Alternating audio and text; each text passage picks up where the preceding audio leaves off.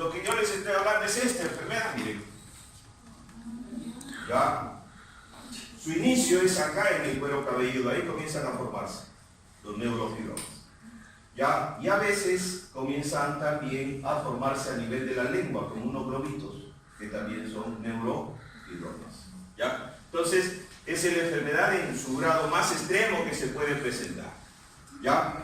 Muy bien, a veces también nosotros observamos, ¿ya?, en la enfermedad del raquitismo, ¿ya? En la enfermedad del raquitismo nosotros podemos observar debilitamiento. Acuérdense que el raquitismo tiene que ver con una vitaminosis.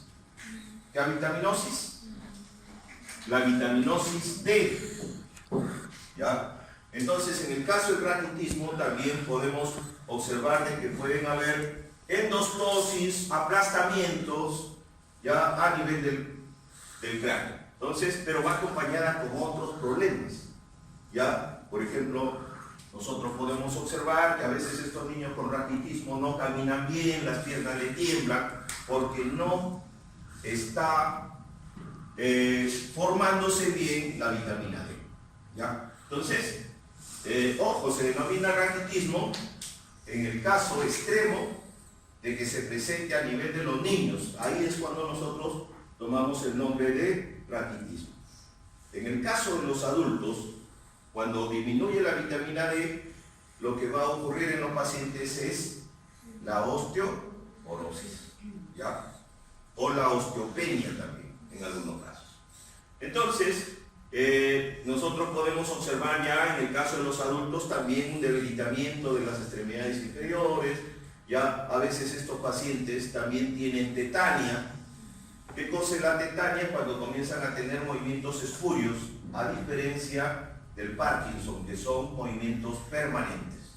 ¿Ya? En el caso de la tetania, el paciente puede estar echado y de pronto comienza a mover una pierna, un brazo, lo mueve. A eso se denomina la tetania, que tiene que ver con una avitaminosis D. ¿Ya? Entonces, son patologías relacionadas directamente con el cráneo. ¿Ya? Entonces nosotros, al examinar, podemos encontrar este tipo de quistes, como les mencionaba. Nosotros podemos encontrar estos bultos que se pueden presentar, como en el primer caso que están viendo a nivel de la frente. ¿Ya? Lo pueden encontrar en la región parietal, occipital, ya este tipo de lesiones que vienen a ser quistes. Generalmente los aplastan y parecen de contenido líquido, no son masas sólidas. ¿Ya? Entonces, y ya cuando se hace la histopatología puede ser quiste dermoide o epidermoide. ¿Ya? Que ya dependiendo de las estructuras histológicas comprometidas ya se va a poder determinar. Generalmente el término dermoide o epidermoide va a depender de la zona donde ha crecido el quiste. Entonces, si nosotros dentro de la histología yo tengo acá el epitelio y veo de que el almacenamiento está acá, entonces el quiste se va a denominar epidermoide. Pero si yo veo el epitelio, ahí está mi epitelio y el quiste está por debajo del epitelio, va a ser un quiste dermoide. ¿Ya? Entonces, la diferencia entre uno y otro es histopatológica. ¿Ya? ¿Qué vienen a hacer estas lesiones que se pueden presentar a ese nivel del cuero cabelludo? ¿Ya? Otro de los exámenes semiológicos importantes a nivel del cuero cabelludo viene a ser la cantidad de pelo que va a tener la paciente o el paciente. Entonces hay que observar la cantidad de pelo. Es fácil a veces darnos cuenta, ¿no?, de que si a un paciente se le está cayendo el cabello, ¿no?, es bastante raro, ¿ya? Mientras que hay otros que tienen demasiado abundante cabello. Eso es observable, ¿ya?, dentro del punto de vista semiológico.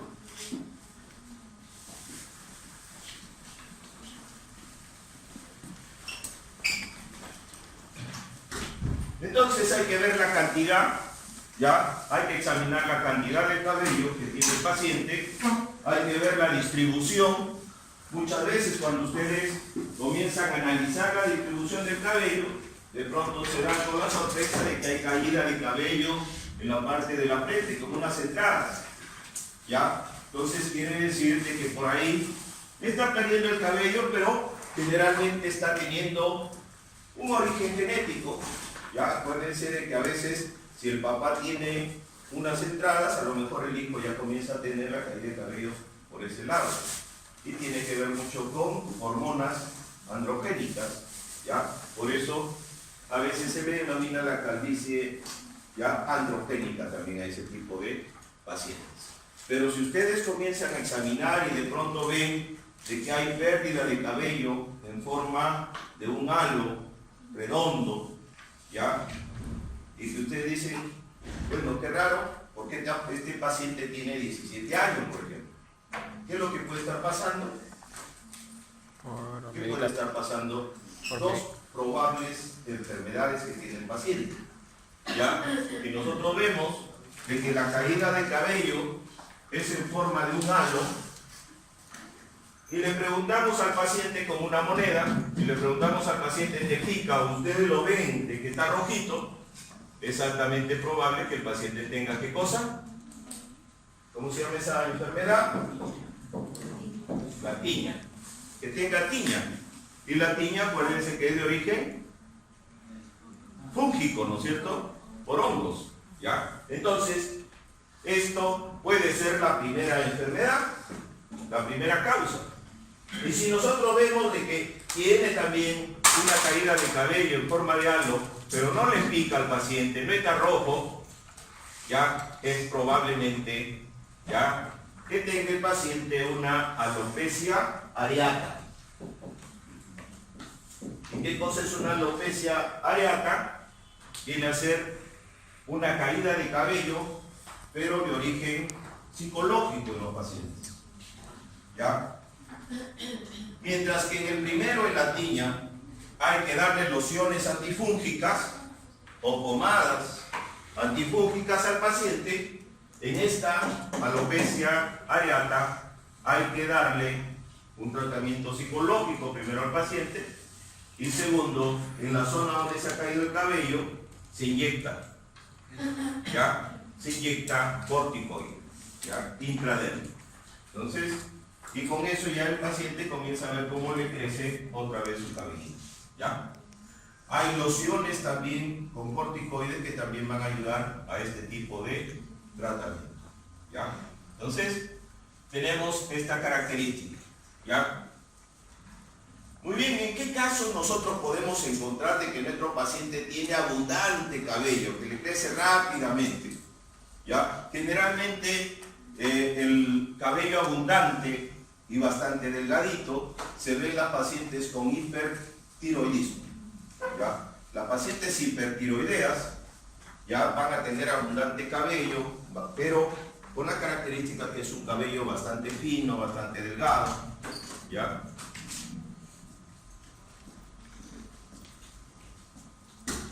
Luego tenemos el caso extremo en el cual el pelo más bien está disminuido, un cabello bastante ralo, escaso, ya bastante opaco, no tiene la brillantez del cabello normal, ya casi reseco, tan igual como la piel de esas pacientes, que viene a ser lo contrario, el hipotiroidismo, ¿ya? Entonces en el hipotiroidismo ocurre lo contrario, ya a nivel del cabello.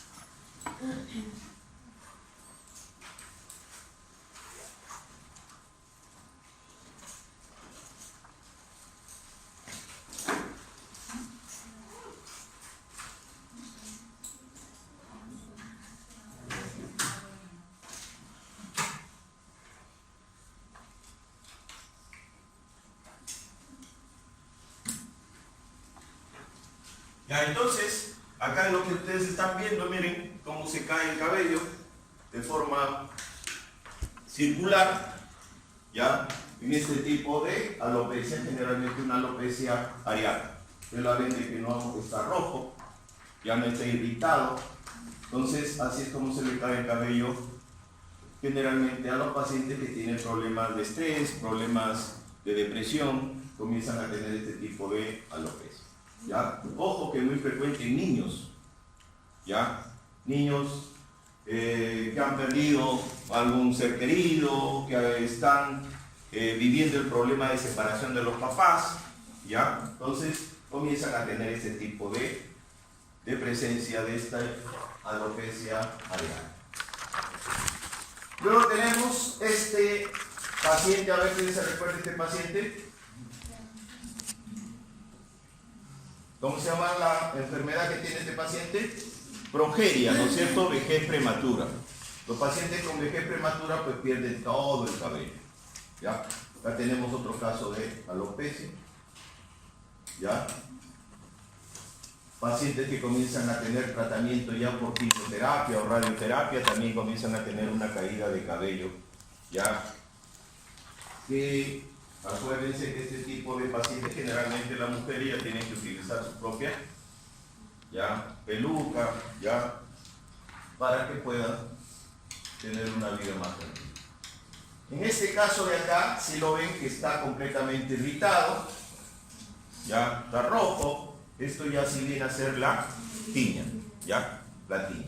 Muchas veces estos pacientes que tienen en el cuero cabelludo no solamente tienen ahí, generalmente lo tienen en las uñas o también lo tienen a nivel de los pies. Entonces por ahí se tocan y se va el contagio al cuero cabelludo. Entonces generalmente el manejo ya con estos pacientes a veces son con pastillas también para que sea un tratamiento sistémico.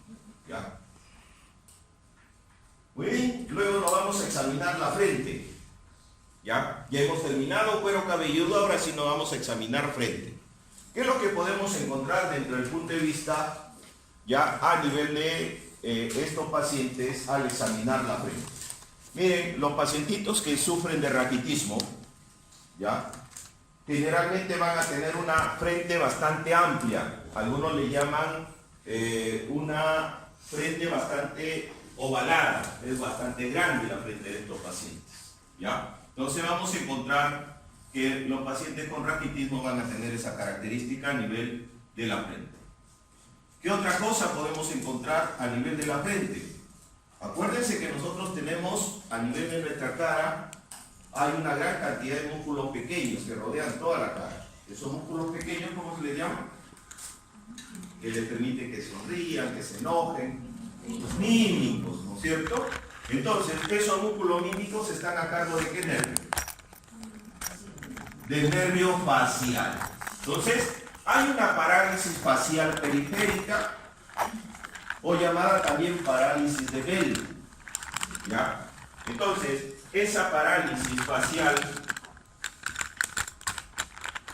o llamada parálisis de Bell también va a tener algunas características semiológicas, no solamente con los músculos mímicos de la cara, sino también a nivel de la frente.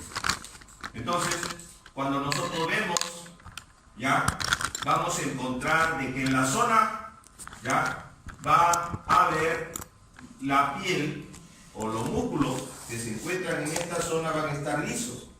Porque si ustedes agarran cuando hacen un gesto, ¿qué es lo que pasa con los gestos a nivel de la frente? Se forman unas arrugas, ¿no es cierto? Unos surcos, ¿ya? Unos surcos. De tal manera que los pacientes que están con parálisis facial, en esa zona no van a aparecer surcos, sino va a estar lisa la piel, ¿ya? De esa zona. Entonces, hay una lisadura de la frente, hay una caída de la ceja de ese lado, caída de la comisura de la boca de ese lado, ¿ya?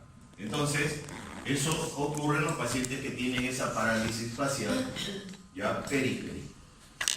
Ahora, si nosotros buscamos y cuál es la causa de esta parálisis facial, ¿cuál puede ser la causa? ¿Cómo? ¿Sí? ¿Cómo? emocional,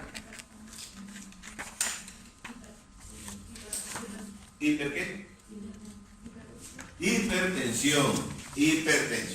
Entonces puede ser, la causa más frecuente es una hipertensión, ¿no es cierto? Un paciente adulto que ha sufrido hipertensión. Pero también le daba que podía haber otra posibilidad, ¿no es cierto? Que era la de origen viral, ¿ya? De origen viral, el herpes, el virus herpes puede también afectar el nervio facial, y los pacientes que más padecen de ese tipo de virus herpes, ¿quiénes son? Los pacientes jóvenes, ¿ya? Los pacientes jóvenes. Entonces se puede dar esa característica, ¿ya? Entonces vemos la frente ya alisada en esa zona que está con la parálisis facial, ¿ya? Luego tenemos, ya como le mencionaba, nuestras arrugas cuando nosotros nos amargamos. A veces cuando se amargan con el enamorado, ustedes se ponen así, y las arrugas siempre van a ser en una dirección horizontal, ¿ya? Pero ¿qué es lo que pasa? Que a veces hay pacientes que no tienen esa dirección, y ustedes le ven que más bien son de forma circular, ¿ya? Y a eso se le llama la omega de la depresión. Los pacientes deprimidos van a tener ya ese tipo de frente. Miren acá cómo están las arrugas, no están horizontales, sino van a estar en forma de omega, ¿ya? Y a esto se denomina la omega de la depresión, ¿ya? Entonces, si por ahí ven algún paciente con estas características, es un paciente que necesita tratamiento, a veces hasta psiquiátrico, ¿ya? Porque la depresión severa ya tiene que ser manejada por un psiquiatra, ¿ya? Se puede presentar en nuestra frente. Acuérdense de que este virus que está acá, que es el virus herpes zóster,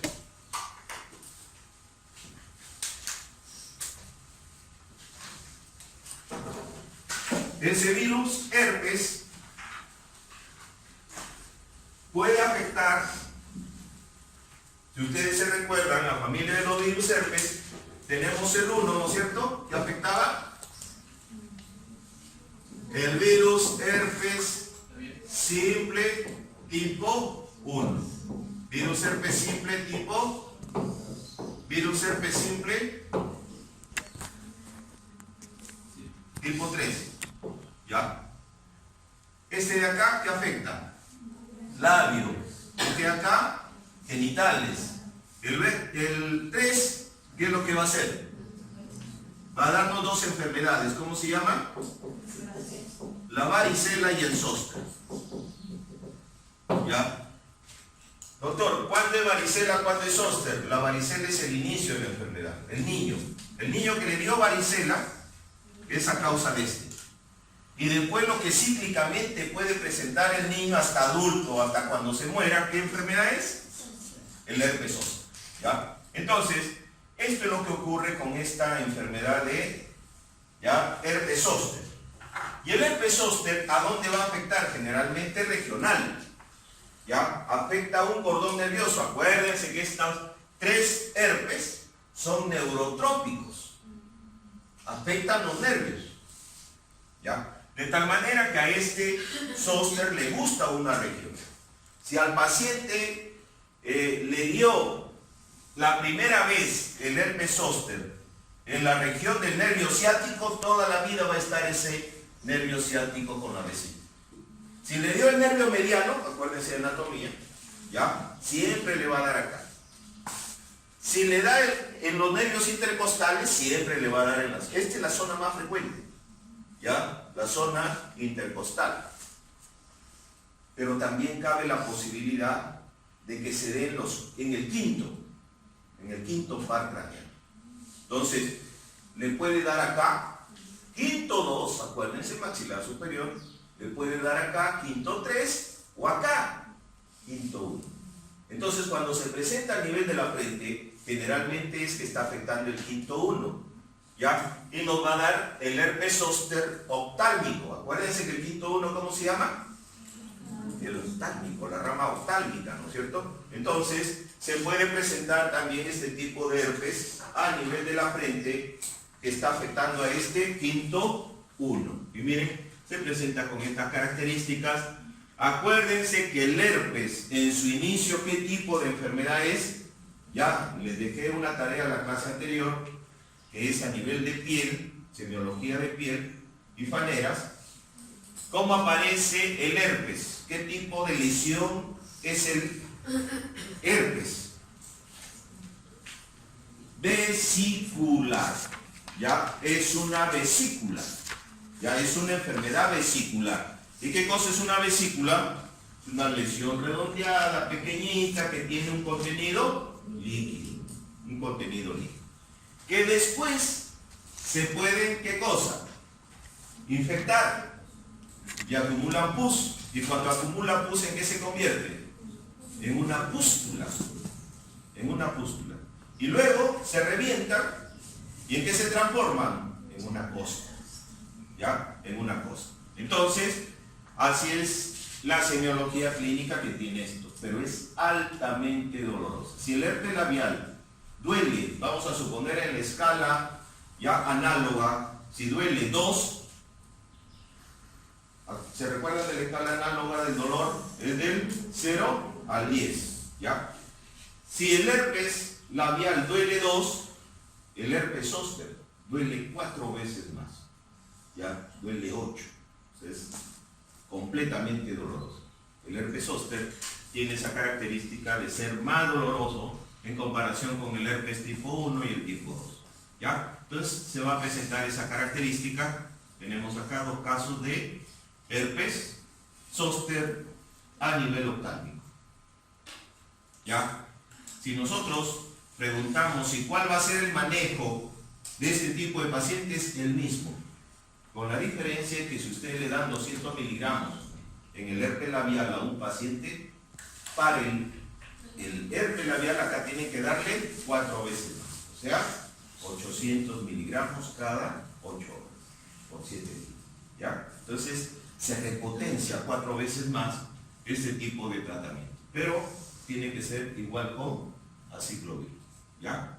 Que es lo más utilizado en estos casos. Comenzamos a ver ahora cejas. Miren acá, hay que hacerle ceja permanente, ¿ya? Ha perdido completamente las cejas y el cabello, ¿no? ¿Ya? Entonces, acá el paciente está sufriendo una alopecia total. En el caso del hipotiroidismo también vamos a encontrar de que los pacientes comienzan a perder, acuérdense, las cejas desde el punto de vista anatómico va a tener una cabecita que está hacia la parte interna y una cola que está hacia la parte externa, ¿ya? Generalmente en el hipotiroidismo lo que comienza a perderse es la cola de las cejas, ¿ya? Comienza a caerse esos pelitos, ¿ya? A nivel de la colita de las cejas. Entonces, así es como se presentan estas características en el rostro. Seguimos bajando, ¿ya? Después de hacer frente, después de hacer cejas, nos vamos a ver párpados, ¿ya? Los párpados también tienen su propia semiología, hay que aprender a diagnosticar. Ojo, estamos viendo los 2 párpados, ojo, los 2 párpados, o sea, ¿qué cosa quiere decir? Que es simétrico. Los 2 párpados están como hinchaditos, ¿ya? Están edematizados, y esto ocurre generalmente cuando el problema es de origen renal. Los pacientes así se despiertan, así están los párpados al despertar. Entonces ustedes lo ven al despertar estos pacientes y van a tener este tipo de edema, un edema llamado edema palpebral. Pero ¿qué es lo que pasa? Con el transcurso de las horas, esto desaparece, generalmente 2-3 horas de que ya está haciendo sus labores, desaparece. Ustedes dirán, doctor, ¿y por qué así amanece? Lo que pasa es que por una cuestión histológica, la piel más delgada del organismo, ¿dónde está? En los párpados. Y por lo tanto, si es la piel más delgada, ¿qué cosa quiere decir? Que cuando uno está echado, todo el líquido se va a depositar a ese nivel, ¿ya? Por eso da el edema palpebral. Entonces, generalmente los pacientes que comienzan a tener esto es altamente probable que la causa sea renal. Esté comenzando a ser síndrome nefrótico, ¿ya? Entonces, ¿qué es lo que pasa con estos pacientes con síndrome nefrótico? ¿Cómo identificar si es que eso que yo estoy suponiendo está dentro de lo correcto, por una característica que le van a decir al paciente que orine en un depósito. Y al momento que orina en un depósito, si forma muchas burbujas, ¿ya? Quiere decir de que está perdiendo, ¿qué cosa? Proteínas, ¿ya? ¿Y qué proteína se pierde? La albúmina. Se pierde la albúmina. Entonces nosotros vemos de que al perder esa proteína, ojo, las proteínas no deben de salir, las proteínas no se pierden. La orina no debe de tener proteínas. Entonces, si se vuelve una orina espumosa es porque está perdiendo, ¿ya? Albúmina. Entonces, dos probables exámenes para estar dentro del diagnóstico correcto. Primero, un examen de orina, para ver si es que ahí están las proteínas que se están perdiendo. Y segundo, si la proteína albúmina se está perdiendo, ¿cómo va a estar la albúmina en sangre? Baja. O sea, una hipoalbuminemia. ¿Ya? Dos posibilidades. Entonces, examen de orina y examen de sangre para determinar cómo está la albúmina. ¿Ya?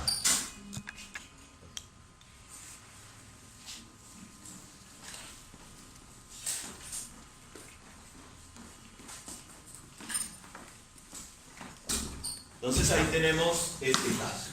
¿Ya? Pero se pueden presentar, ojo, que acá ustedes, esto lo tocan, presionan y se va a formar un huequito. ¿Cómo se llama el huequito? Fobia. O, ¿cuál es el otro sinónimo de la fobia?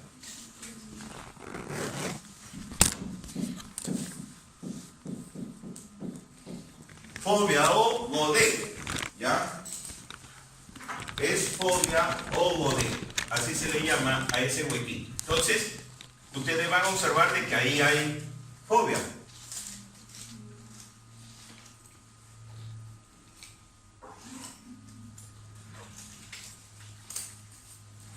Pero ¿qué puede pasar también? Puede pasar de que a lo mejor yo veo a mi paciente así, y así está a cualquier hora del día. ¿Ya? Y ustedes lo presionan y no forma fobia. Y además ven otras características acompañadas, por ejemplo, de que es gordito, piel reseca, cantidad de cabello raro, ya poco abundante. Entonces, en ese caso, ya tocan acá y no hay fobia. Es permanente. Entonces, ¿qué cosa está almacenando este paciente? Mucopolisacáridos. ¿Y cómo se le llama ahí? Mixedema. Mixedema. Entonces, hay un mixedema relacionado con el hipotiroidismo. Entonces, nosotros podemos encontrar acá, ¿ya? Generalmente el más afectado es el párpado inferior. Ahí almacena este mixedema, ¿ya? Lo almacena el párpado inferior y también la lengua en algunos pacientes, ¿ya? Entonces, se puede presentar el mixedema hipotiroideo, ¿ya? ¿Cómo está nuestro párpado dentro del punto de vista anatómico normal? Va a tener un borde que es fijo, que está insertado, ¿en dónde? ¿En dónde está insertado este borde fijo del párpado? ¿En dónde? En la cavidad ocular, ¿no es cierto? En la parte superior de la cavidad ocular. Entonces ahí se inserta este músculo. Acuérdense que los párpados tienen un músculo. ¿Cómo se llama ese músculo? Palpebral. Orbicular de los párpados. El músculo orbicular de los párpados. Entonces ahí va a estar ese músculo. ¿Ya? Entonces tiene un borde fijo y tiene un borde libre el párpado. De tal manera que cuando ustedes cierran los ojitos, se están juntando esos dos bordes libres del párpado. ¿Y qué es lo que está formando? Forman una hendidura que se llama la hendidura palpebral. Y esa hendidura palpebral normalmente debe de ser, ¿qué cosa? Horizontal. Eso es lo normal. ¿ya? La hendidura palpebral debe de ser horizontal.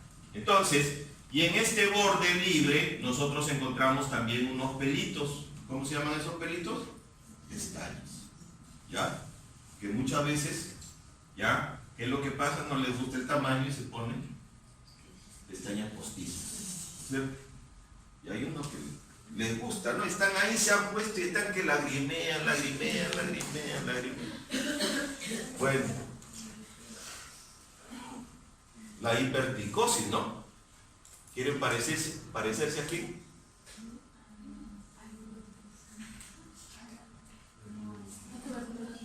A las tuberculosas. ¿Ya?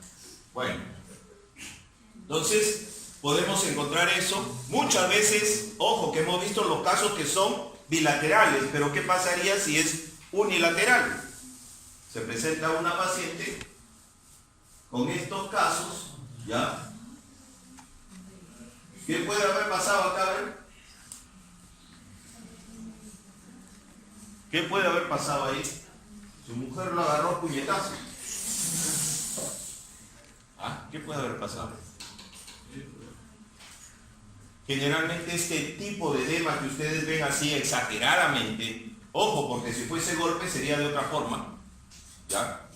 Entonces cuando ustedes ven este tipo de edema, este es un edema de origen alérgico. Y el edema de origen alérgico se le llama el edema angioneurótico, ¿ya? El edema angioneurótico. Entonces ustedes pueden observar esta característica. Es probable de que este paciente, acá esté el edema y esté comenzando también a hacer edema a nivel perioral. Y lo que puede matar a este paciente es que el edema se vaya a la laringe. Y ahí nomás queda el paciente. Entonces, los pacientes que hacen este tipo de edema ya saben que hacen este tipo de edema. Y es más, andan a veces con su corticoide, su adrenalina para inyectarse inmediatamente. ¿Por qué? Porque este es un proceso alérgico. Puede ser a los camarones, puede ser al maní, ¿ya? Que generalmente provoca en el paciente este tipo de reacción. A veces se da en los párpados, a veces solamente se da en el labio, ya queda completamente edematizado el labio. Entonces, este es un edema palpebral de origen ya alérgico, llamado también edema angioneurótico. Otras veces puede ser por picadura, ¿no? Puede presentarse el caso de que viene el paciente con un edema por picadura, ¿ya? O por quemadura, algún irritante químico que le cayó, puede provocarle este tipo de edema a nivel de los párpados en el paciente, ¿ya? Entonces, nosotros podemos ver otro tipo de causas locales que pueden afectar. Le cayó algo caliente o a lo mejor le cayó arena, puede provocar ese tipo de... La inflamación del párpado, ¿cómo se llama? Blefaritis, ¿ya? Le puede dar una blefaritis, ¿ya? Entonces, así es como se presentan estos casos. Nuestro párpado tiene bastante semiología, ¿sí? ¿Solamente en el párpado una abeja puede causar eso o no? En cualquier parte. Si me hablas de la causa del veneno, de la sustancia química de la abeja, en cualquier zona, pero a veces hasta te puede dar alergia localizada o sistémica en el caso. No, Sí. o sea, no le hacen anteriormente al paciente como que los dio para ver si salía el paro para que no se le. Sí, claro, lo que pasa, el tratamiento que menciona su compañera dice, ¿por qué? Quizás por ahí va la pregunta, ¿no? Porque a esos pacientes que le hacen picadura como tratamiento para las artrosis, ¿no? Que es lo más utilizado, no les provoca eso, porque muchas veces lo que pasa es que primero empiezan con una abejita, te hacen que te pique una abejita, y si ves de que no hubo nada, al siguiente día ya no es uno, son dos, y así va sumando. Y va a llegar un momento que ya las abejas, ya la picadura de la abeja ya ni le hace bien al paciente. O sea, lo que pasa es de que las sobredosis, porque ahí lo que se está provocando es una intoxicación del tejido. Entonces las sobredosis muchas veces ya comienzan ya a ser rechazadas por el órgano. Es tan igual como los... todos los tratamientos van cambiando. Por ejemplo, el paciente con hipertensión, primero empiezan con el más simple.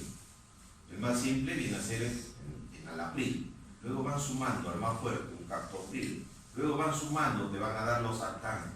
Van sumando al valsartán. ¿Por qué? Porque llegado un momento ya no le hace efecto la presión del paciente, ya no responde frente a un medicamento.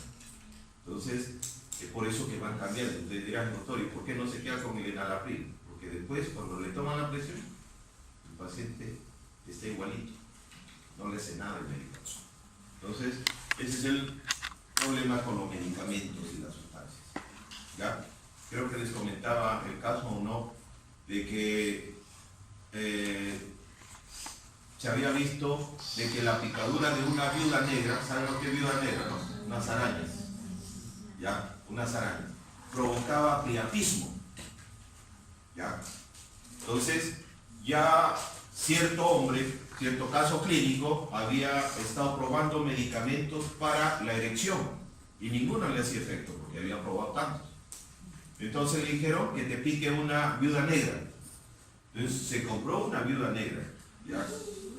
Y cada vez que quería tener relaciones sexuales se hacía picar de la viuda negra. Entonces sí, le provocaba erección, ¿ya?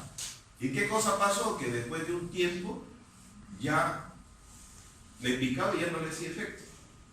Entonces dijo, me voy a comprar otra viuda negra. Entonces se hacía picar de 2 viudas negras, ¿ya? Y comenzaba pues otra vez. Entonces, pero ¿qué es lo que pasa? Que si a un hombre normal le pica una viuda negra, lo que le da es el priapismo. ¿Qué cosa es el priapismo? Es una erección prolongada, pero dolorosa. O sea, ¿por qué? Porque el paciente va a tener una erección, quizás más que lo que provoca un medicamento, pero va a tener dolor, ¿ya? Y a veces, ya eso ya no es placentero, ¿no? Para ciertas personas. Entonces, eso es lo que pasa con este tipo de sustancias químicas. ¿Ya? Vamos a ver ahora otra alteración que tienen los párpados. ¿Qué es lo que pasa? Que nuestro párpado tiene que chocar, cuando cerramos, tiene que chocar vis a vis con el párpado inferior. Pero a veces se va a presentar de que nuestro párpado se abre hacia afuera. ¿Ya? Entonces, si los párpados se abren, ¿qué cosa va a hacer? No van a poder cerrar y por ahí va a haber infecciones. ¿Ya? Entonces, a eso se le llama ectropio. ¿Ya? Entonces nosotros vemos de que el paciente no puede cerrar el párpado, queda caído el párpado, ¿ya? Entonces, cuando el párpado provoca esto, se expone al medio ambiente y de tal manera que esto se va a infectar y le va a dar blefaritis al paciente, ¿ya? Entonces, estos pacientes van a estar siempre con una infección a nivel del párpado, en el caso de que se exponga hacia afuera, y va a tener lagrimeo, ¿ya? Lagrimeo. Y a ese lagrimeo se le denomina epífora. ¿Ya? Va a estar lagrimeando el paciente. Entonces, se puede presentar ese tipo de lesión a nivel de los párpados. Generalmente puede ser una complicación de un paciente que ha tenido una parálisis facial, ¿ya? O que ha tenido una hemiplegia.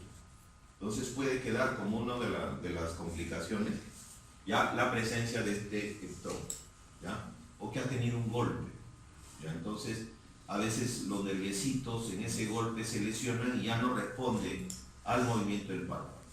Entonces se puede dar por esa característica, ¿ya? Y lo contrario, ¿no? De que el borde del párpado más bien no esté hacia afuera, sino que se introduzca hacia adentro, ¿ya? Después de una cirugía, ¿no? También puede ser, que se le llama el entropio.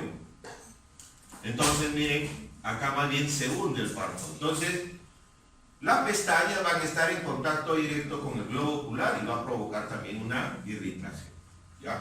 Entonces nosotros podemos encontrar ese tipo de características. Entonces se forma esta estructura ovoidal que está acá, que es una masa llena de grasa. Y esta masa llena de grasa que está acá debido a la irritación interna se le llama el tracoma. un tracoma. Dígame. Lo que pasa es que los tracomas son quistes, ¿ya? Generalmente cuando nosotros hablamos de quiste hay que sacar todo el epitelio, porque si dejamos un pedacito de epitelio vuelve a crecer, ¿ya? Entonces es necesario, si lo van a operar, que lo saquen todo el globo completo, ¿ya? Porque si no vuelve a crecer, o sea, no vuelve a crecer inmediatamente, pero sí en el transcurso del tiempo. Volvía a crecer. Claro, son quistecitos. ¿Ya? Entonces lo normal es de que esté vis a vis los párpados en el entropion, se introduce hacia adentro y en el ectropion hacia afuera. ¿Ya? Entonces esa es la patología que podemos encontrar a veces con nuestro párpado. Y podemos encontrar también la caída de los párpados. A veces los dos párpados están completamente caídos. Se puede presentar cuando no hay un manejo muscular. Acuérdense que nuestros ojos son controlados por varios pares craneales, la parte muscular, ¿no es cierto? Ahí está el motor ocular común, motor ocular externo, el patético. Son 3 pares craneales que controlan, ¿ya?, a este ojo. Es por eso que su ojo puede hacer movimientos en diferentes sentidos. Hacia arriba, hacia abajo, hacia los costados, oblicuos. Todos esos movimientos son controlados por esos pares craneales. Pero puede haber una falla en el tercer par craneal, ¿ya? De tal manera que si nosotros vemos de que hay una parálisis por el tercer par craneal, los pacientes van a tener una caída del párpado llamada, o del tipo unilateral. La caída del párpado se denomina toxis. Toxis palpebral, es caída del párpado, ¿ya? Entonces nosotros podemos encontrar este tipo de el párpado caído, ¿ya? El otro ojo está bien, pero este está caído porque ha sufrido una parálisis del tercer par craneal, ¿ya? Es del tipo unilateral. Pero hay otra enfermedad en la cual se caen los dos párpados, ¿ya? Entonces estos pacientes, los dos párpados se les caen, ¿ya? Pero ojo, no están con estado de coma. Ellos pueden caminar, todo lo que... Pero cuando están mirando, como sus dos párpados se les caen, ¿qué cosa tienen que hacer? Agarrar y hacer esto, ¿ya? Para tratar de ver o escuchar la clase, vamos a suponer. Porque se les caen los dos párpados. ¿Pero por qué? Porque padecen una enfermedad que es una enfermedad autoinmune, que se le llama la miastenia gravis. La miastenia gravis. Entonces, estos pacientes, miren, se les caen los dos párpados, se les caen. Pareciera que estuviesen con sueño, pero no. Ellos sufren de esa enfermedad que es la miastenia gravis. ¿Y a qué se debe esa miastenia gravis? Ustedes recordarán sus clases de fisiología o histología del sistema nervioso.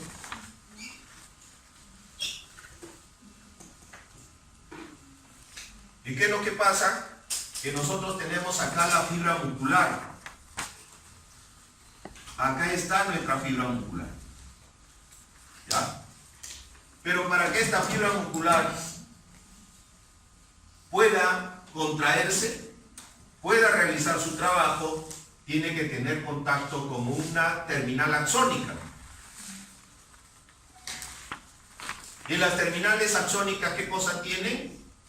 Vesículas sinápticas. Y acá en las vesículas sinápticas, ¿qué cosa hay? ¿Qué cosa hay? Neurotransmisores. Hay neurotransmisores. Entonces, para que estas vesículas sinápticas liberen al neurotransmisor, ¿qué cosa tiene que entrar acá?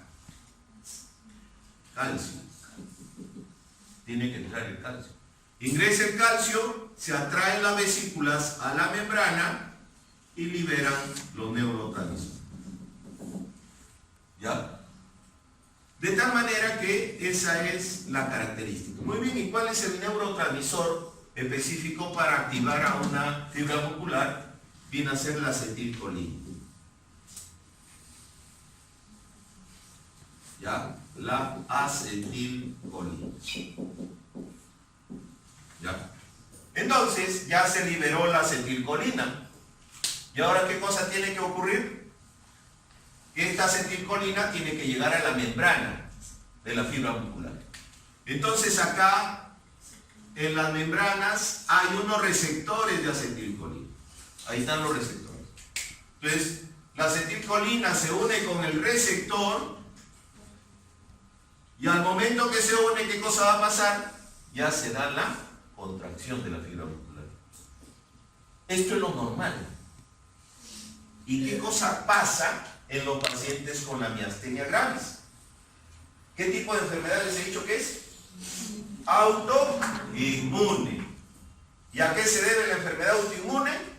A un daño de las moléculas del propio organismo. ¿Quién es el que se daña? Miren, acá se dañan los verdes. ¿Y qué cosas son los verdes? Receptores de acetilcolina. Por lo tanto, viene la acetilcolina y no hay respuesta muscular. ¿Ya? Ojo que el daño de los receptores no es que todos a la vez. Eso comienza lentamente.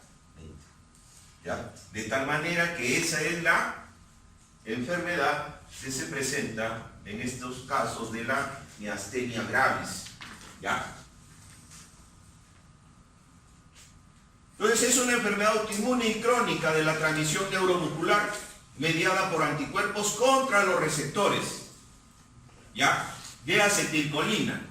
Se caracteriza por debilidad fluctuante de los músculos, ¿ya? Los pacientes van a sufrir de fatiga. Entonces acuérdense que acá tengo yo la fibra muscular, tengo acá los receptores, y ¿quiénes son los que comienzan a dañarse? Vienen a ser estos receptores, ya no se unen a los neurotransmisores de acetilcolina. Entonces así empieza esta enfermedad que viene a ser la miastenia gravis. ¿Ya? ¿Cómo saber si es que esto es cierto? Hay un test que me permite saber si es que mi paciente sufre o no sufre de miastenia gravis. Se llama el test de Tensilón. El test de Tensilón. ¿Ya? Este test de Tensilón, ya, el Tensilón es una sustancia química que se denomina el cloruro de hidrofonio. ¿Ya? Se inyecta generalmente 0,2 mililitros, ¿ya?, que inhibe ya lentamente la miastenia. Entonces, una vez que ustedes le han inyectado a este paciente, que supuestamente queremos saber si sufre o no de miastenia, ¿qué es lo que va a pasar? Que a los minutos ya puede estar con la parte muscular muy bien. ¿Ya? Entonces, pero después de un momento vuelve otra vez. Entonces, ¿qué cosa quiere decir? Que mi paciente sí sufre de miastenia. ¿Ya? Entonces, esta mejoría suele aparecer a los 30 segundos y desaparece a los 5 minutos. Entonces, es uno de los test más utilizados para saber si nuestro paciente está con miastenia gravis. ¿Ya? ¿Sí? ¿Qué tratamientos o medicamentos se usan en las enfermedades autoinmunes? Generalmente, acá tenemos que toda enfermedad autoinmune, acuérdense que la manejamos con dos tipos de medicamentos. Con corticoides, ¿ya? Y los medicamentos antinucleares, ¿ya? Ahí son el manejo generalmente con prednisona, cortisona, ¿no?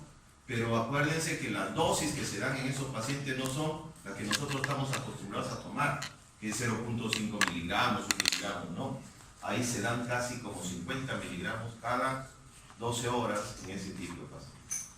¿Ya? Los corticoides son más utilizados en estos casos. ¿Ya?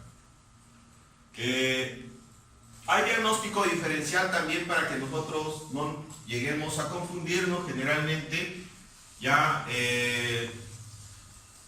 puede ser a lo mejor que ustedes vean a un tipo de paciente así, con su miastenia,